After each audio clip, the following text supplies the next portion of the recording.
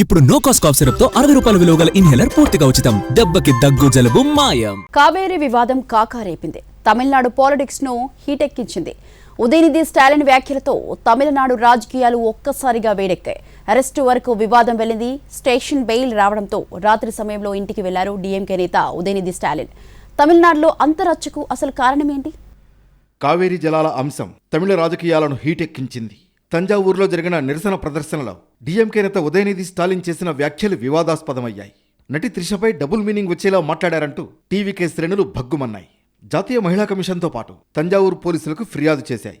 దాంతో ఉదయనిధిపై 6 సెక్షన్ల కింద కేసు నమోదు చేశారు పోలీసులు. నిన్న ఉదయం 11 గంటలకు చెన్నైలోని ఉదయనిధి ఇంటికి వెళ్లారు పోలీసులు. తీవ్ర ఉద్రిక్తతల మధ్య ఉదయనిధిని అదుపులోకి తీసుకున్నారు. అయితే అరెస్టుకు ముందే ఉదయనిధి స్టాలిన్ లీగల్ టీం మద్రాస్ హైకోర్టును ఆశ్రయించింది. ముందస్తు బెయిల్ పిటిషన్ వేసింది. ఇదే సమయంలో రిమాండ్కు తరలించే ఉద్దేశం లేదని, విచారణ కోసం మాత్రమే అదుపులోకి తీసుకున్నట్లు ప్రభుత్వం తరఫున ఏజీ వాదనలు వినిపించారు. ఇరువురి వాదనలు విన్న మద్రాస్ హైకోర్టు స్టేషన్ బెయిల్పై విడుదల చేయాలని ఆదేశించింది. విచారణకు సహకరించాలని ఇటు ఉదయనిధి స్టాలిన్ను ఆదేశించింది. ఉదయనిధిని విచారణ కోసం ముందుగా తంజావూరు పిఎస్కు తీసుకువెళ్లాలని భావించారు పోలీసులు. అయితే అక్కడికి డీఎంకే శ్రేణులు భారీగా చేరుకోవడంతో రూట్ మార్చారు.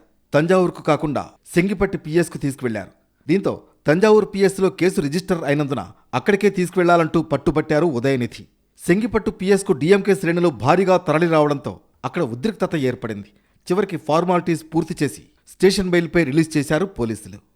இந்த கைதுக்கு நான் பயப்பட மாட்டேன். இன்னும் 100 முறை பேசுவேன், மீண்டும் பேசுவேன். அதுல சில பேர் சொல்லியிருக்காங்க நான் இரட்டை அர்த்தத்துல பேசிட்டேன், டபுள் மீனிங்ல பேசிட்டேன் அப்படின்னு சொல்லியிருக்காங்க. நான் நிச்சயமா டபுள் மீனிங்லாம் பேசவே இல்லை. நான் ஒரே மீனிங்ல தான் பேசினேன், சிங்கிள் மீனிங்ல தான் பேசினேன், மீண்டும் பேசுவேன். கடந்த கால ஆட்சிகள்ல அரசு எடுத்த முயற்சினால, எங்களுடைய தலைவர் எடுத்த முயற்சினால காவிரியில தண்ணீர் திறந்து விடப்பட்டு விவசாயிகளுக்கு தண்ணீர் வந்திருக்கு. இந்த முறை தண்ணீர் வரல, காவிரிக்கு தண்ணீர் வரணும். இதைத்தான் நான் பேசினேன். இதை மீண்டும் மீண்டும் நான் பேசுவேன். எனவே இந்த மாதிரி பொய் வழக்குகளுக்கெல்லாம் பயப்பட போறதில்ல.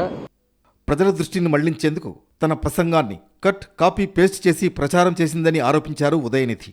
తన అరెస్ట్ ఓ కామెడీ అన్న ఆయన టీవీకే సర్కార్ ఓ సర్కస్ కంపెనీలా ఉందంటూ ఎద్దేవా చేశారు. 9 గంటల హైడ్రామా అనంతరం సెంగిపట్టి పోలీస్ స్టేషన్ నుంచి బయటకు వచ్చిన ఉదయనిధి స్టాలిన్కు డీఎంకే శ్రేణులు ఘన స్వాగతం పలికారు. అక్కడి నుంచే ఓపెన్ టాప్ కారులో ర్యాలీగా తీసుకెళ్లారు.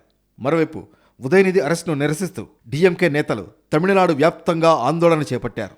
ఇటు టీవీకే నేతలు సైతం రోడ్డెక్కారు. ఉదయనిధి క్షమాపణలు చెప్పాలంటూ ధర్నాలు చేశారు.